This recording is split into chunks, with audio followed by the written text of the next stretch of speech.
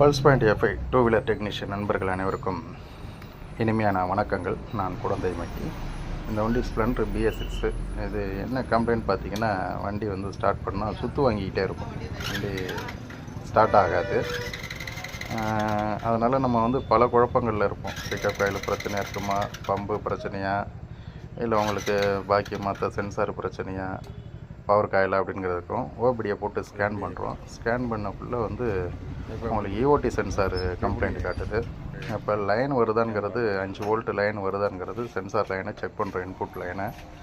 இப்போ நம்ம வந்து லைனில் கொடுத்துட்டு பாடியில் டச் பண்ணக்குள்ளே உங்களுக்கு 5 வோல்ட் அதில் வந்துடும். கரெக்டாக பாடி எர்த்தை எடுத்துக்கிட்டு உங்களுக்கு 5 வோல்ட்டு காட்டும்.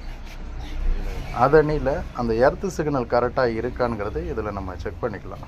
அதுலேயே வந்து கப்ளர்லேயே நம்ம பக்கத்தில் சிக்னல் போகக்கூடிய ரிட்டர்ன் சிக்னலில் வச்சோம்னா அந்த 5 வோல்ட்டும் அது கரெக்டாக காட்டிடும். இப்போ EOT சென்சாரை செக் பண்ணுறோம்.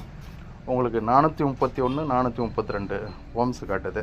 ஆக்சுவலாக இது எவ்வளோ இருக்குன்னா உங்களுக்கு 1600 ஓம்ஸ் இருக்கணும். 1600லேருந்து 2000 ஓம்ஸு. அது கிலோவில் பார்த்தீங்கன்னா 1.6லேருந்து 2000, அது 1.6லேருந்து 2 கிலோ ஓம்ஸ் இருக்கணும். இதில் இல்லை. இப்போ நம்ம புதுசு வாங்கியிருக்கிறோம்.